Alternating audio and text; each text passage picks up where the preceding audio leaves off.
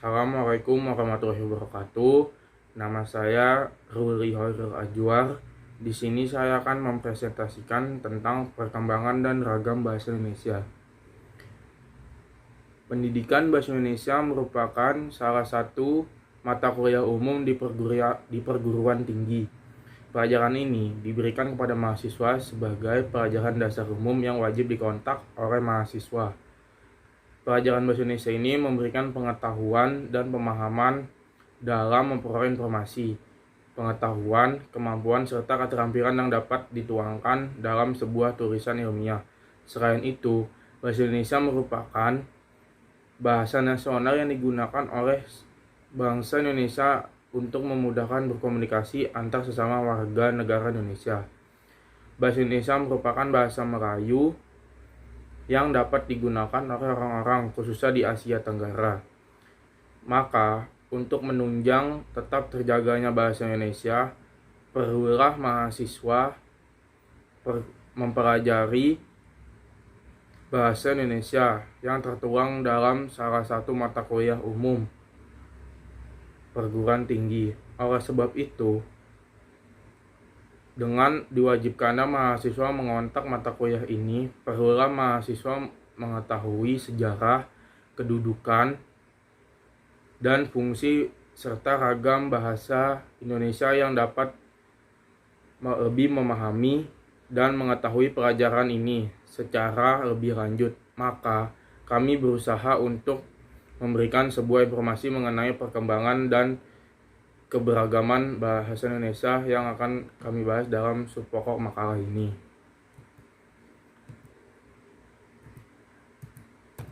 Pembahasan. Ragam bahasa adalah variasi bahasa menurut pemakaian yang berbeda-beda, menurut topik yang dibicarakan, menurut hubungan pembicara, kawan bicara, orang yang dibicarakan, serta menurut medium pembicara. Ragam bahasa yang oleh penuturnya dianggap sebagai ragam yang baik atau mempunyai prestasi tinggi, yang biasanya digunakan di kalangan terdidik, di dalam karya ilmiah atau karangan teknis perundang-undangan, di dalam suasana resmi atau di dalam surat menyurat resmi seperti surat dinas. Disebut ragam bahasa baku atau ragam bahasa resmi. Sehubungan dengan pemakaian bahasa Indonesia timbul dua masalah pokok, yaitu masalah penggunaan bahasa baku dan tak baku dalam situasi resmi seperti di sekolah, di kantor, atau di dalam pertemuan resmi digunakan bahasa baku. Sebaliknya, di dalam situasi yang tak resmi seperti di rumah, di taman, di pasar, kita tidak dituntut menggunakan bahasa baku. Beberapa ragam bahasa. Yang pertama, ragam bahasa Indonesia berdasarkan media. Ragam bahasa Indonesia berdasarkan media ini dibagi menjadi dua, yaitu ragam lisan dan ragam tulis. Ragam bahasa baku lisan didukung oleh situasi pemakaian sehingga kemungkinan besar terjadi pelepasan kalimat. Ciri-ciri ragam lisan yaitu memerlukan orang kedua atau teman bicara, tergantung situasi, kondisi, ruang, dan waktu, tidak harus memperhatikan unsur gramatikal, hanya perlu intonasi serta bahasa tubuh. Ragam tulis. Dalam penggunaan ragam bahasa baku tulis, makna yang diungkapkannya tidak ditunjang oleh situasi pemakaian. Sedangkan ragam bahasa baku lisan, makna kalimat yang diungkapkannya ditunjang oleh situasi pemakaian sehingga kemungkinan besar terjadi pelepasan unsur kalimat. Ciri-ciri ragam tulis. Tidak memerlukan orang kedua atau teman bicara, tidak tergantung kondisi, situasi, dan serta ruang waktu. Yang kedua, ragam bahasa Indonesia berdasarkan cara pandang penutur. Berdasarkan cara pandang penutur, ragam bahasa Indonesia terdiri dari beberapa ragam, diantaranya adalah 1 ragam dialek, 2 ragam terpelajar, 3 ragam resmi, dan 4 ragam tak resmi. Yang ketiga, ragam bahasa Indonesia berdasarkan topik pembicaraannya. Berdasarkan topik pembicaraannya, ragam bahasa terdiri dari berbagai ragam, diantaranya adalah 1. Ragam ilmiah, 2. Ragam hukum, 3. Ragam bisnis, 4. Ragam agama, 5. Ragam sosial, 6. Ragam kedokteran, 7. Ragam sastra.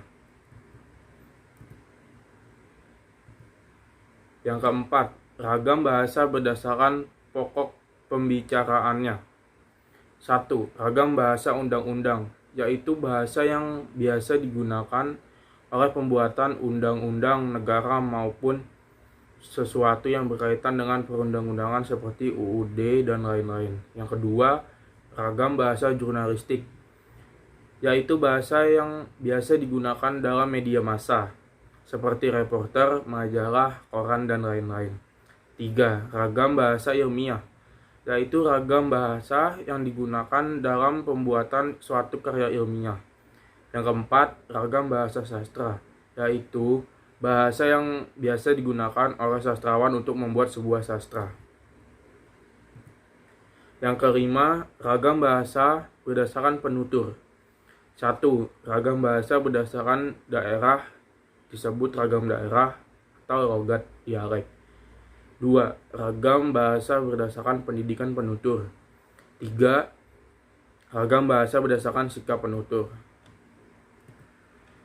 Dan kesimpulannya adalah ragam bahasa adalah variasi bahasa menurut pemakaian yang berbeda-beda, menurut topik yang dibicarakan, menurut hubungan pembicara, kawan bicara, orang yang dibicarakan, serta menurut media pembicara. Ragam bahasa terbagi 2 jenis, yaitu ragam lisan dan ragam baku tulis.